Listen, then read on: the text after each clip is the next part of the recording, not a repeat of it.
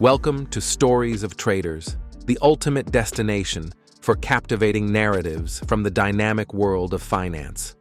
Join us as we dive into the riveting experiences of individuals navigating the markets, unraveling the highs, lows, and invaluable lessons that shape their journeys. Whether you're an aspiring trader or a seasoned investor, get ready for a front-row seat to the real stories behind the financial charts. Don't forget to hit that like button, share these stories with your fellow enthusiasts, and of course, subscribe to stay updated on our latest tales from the trading floor. Comment, "I subscribed," to receive a personal thank you. Let the journey into the captivating world of trading begin. George Soros, the trader who earned $1 billion in one day. Back in 1992, George Soros did something big with money. He bet against the British pound, and guess what? He made a whopping $1 billion profit. It's like hitting the jackpot in the money world. This move earned him a nickname, the man who broke the Bank of England. But how did he do it? Let's dive into the story of George Soros, the guy who made a ton of money by making a smart bet. Today, we are diving into his story. Early life. Before we jump to how he made $1 billion in a day, let us build some context. George Soros, born György Schwartz on August 12, 1930, in Budapest, Hungary, came from a well-off, non-religious Jewish family. Despite their prosperity, his family, like many others in the upper middle class of Hungarian Jews at the time, felt uneasy about their Jewish heritage. Soros humorously described his home as a Jewish anti-Semitic home. His mother, Erzsébet, managed a successful silk store, while his father, Tivadar, was not only a lawyer, but also a notable Esperanto author, editing the Esperanto literary magazine Literatura Mondo. Tivadar, who had been a prisoner of war during and after World War I, instilled in Soros a love for Esperanto, teaching him the language. In 1936, the family changed their name from the German Jewish Schwartz to Soros as a protective measure in the face of growing anti-Semitism in Hungary. Tivadar appreciated the new name for its palindrome nature and its meaning. In Hungarian, Soros translates to next in line or designated successor, while in Esperanto it means will soar. Investment journey. In 1954, he commenced his journey in finance at the merchant bank Singer and Friedlander in London. Starting as a clerk, Soros later transitioned to the arbitrage department, laying the foundation for his future ventures. A pivotal moment came when a fellow employee, Robert Mayer, suggested Soros apply to his father's brokerage house, F.M. Mayer of New York. In 1956, Soros made the move to New York City, joining F.M. Mayer as an arbitrage trader specializing in European stocks. This period coincided with the rising popularity of European stocks among U.S. institutional investors, following the establishment of the coal and steel community, a precursor to the common market. In 1959, Soros shifted to Wertheim & Co., with the initial plan to work for 5 years and save $500,000 before returning to England to study philosophy. However, his trajectory took a different turn as he worked as an analyst of European securities until 1963. During this time, Soros developed the theory of reflexivity, building on the ideas of his tutor Karl Popper at the London School of Economics. The theory posited that market values are shaped not only by economic fundamentals, but also by the fallible ideas of participants, creating reflexive feedback loops that influence market dynamics. From 1963 to 1973, Soros worked as a vice president at Arnhold and S. Bleichroeder, during which he experienced a period of reduced enthusiasm due to business slack caused by the interest equalization tax. Despite this, Soros used the time to revise his philosophy dissertation. In 1966, he started a fund with $100,000 of the firm's money to experiment with his trading strategies. In 1969, Soros established the Double Eagle Hedge Fund with $4 million of investors' capital, including $250,000 of his own money. The fund, based in Curaçao, Dutch Antilles, was an offshoot of Arnold and S. Bleichroder's First Eagle Fund. In 1973, the Double Eagle Fund evolved into the Soros Fund, forming the basis of Soros Fund Management. Soros and Jim Rogers received returns on their share of capital and 20% of the profits each year. In 1973, Soros resigned from the management of the Double Eagle Fund, citing perceived conflicts of interest. He then founded the Soros Fund, later renamed the Quantum Fund, drawing inspiration from the physical theory of quantum mechanics.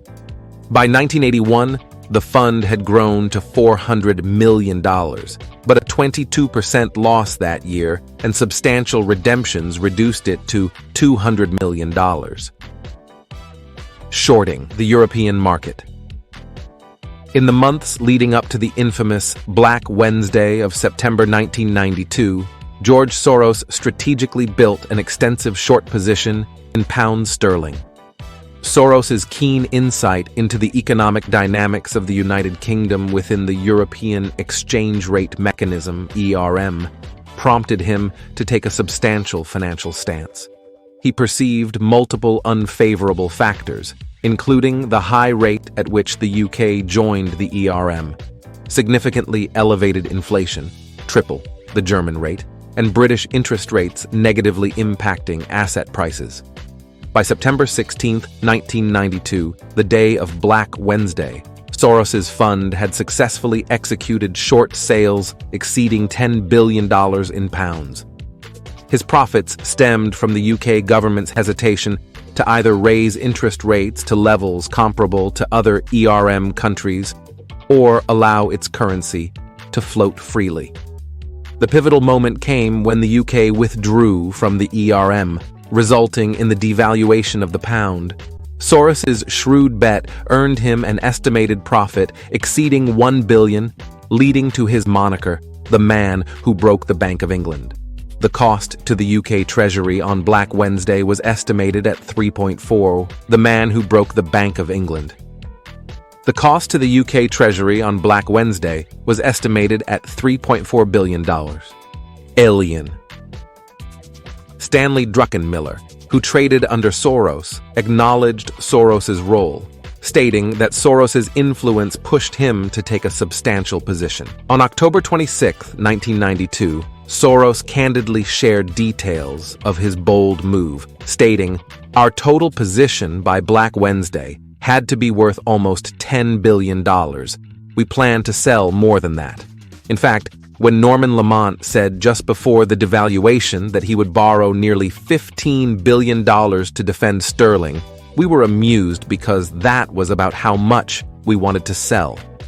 Soros continued to make strategic financial moves, such as trading billions of Finnish markas on February 5, 1996, in anticipation of selling them short. This move coincided with the markas floating as a result of the early 1990s depression. Soros had already made history and emerged as one of the biggest players in the market. Entry into political campaigns. Until the 2004 presidential election, Soros had not been a major donor to U.S. political campaigns. However, during the 2003-2004 election cycle, he made headlines by donating $23,581,000 to various 527 groups, tax-exempt entities aimed at defeating President George W. Bush. Following Bush's re-election, Soros joined other donors to establish the Democracy Alliance, a political fundraising group supporting progressive causes and the development of a stronger progressive infrastructure in America. In August 2009, Soros made a substantial donation of $35 million to the state of New York to benefit underprivileged children.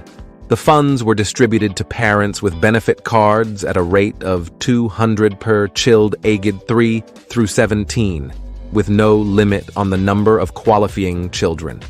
An additional $140 million was contributed by the state of New York from the 2009 Federal Recovery Act.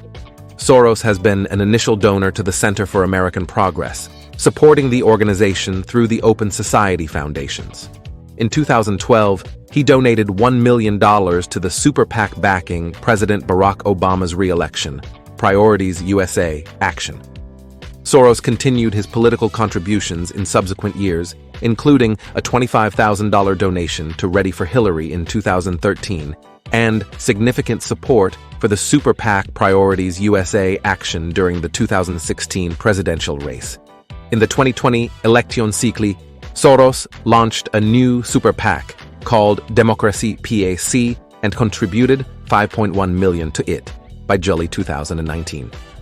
His financial support extended to progressive criminal justice reform proponents through the Safety and Justice PAC, with donations exceeding $1 million in local district attorney elections since 2016. Soros's contributions played a role in the election of Larry Krasner as the District Attorney of Philadelphia in 2017 and the support of George Gascon for Los Angeles County District Attorney in 2020. Soros continued to be a significant contributor in the political landscape, giving $2 million to a PAC supporting Kim Foxx's campaign for Cook County State's Attorney in 2020. In the second quarter of 2020, he donated at least $500,000 to Joe Biden's presidential campaign, becoming one of its largest donors.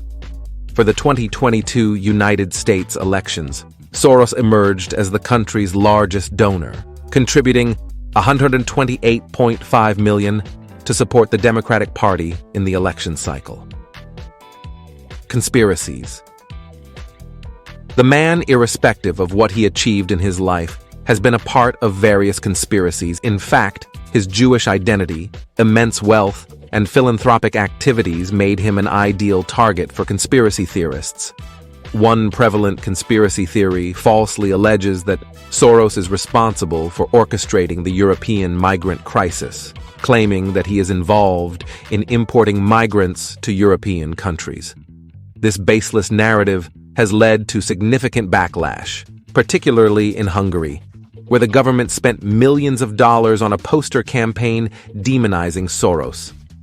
This conspiracy theory extends beyond Hungary, with Soros being portrayed as the leader of an international cabal that purportedly includes other Jewish figures like the Rothschilds, Freemasons, and Illuminati, according to anthropologist Ivan Kalmar.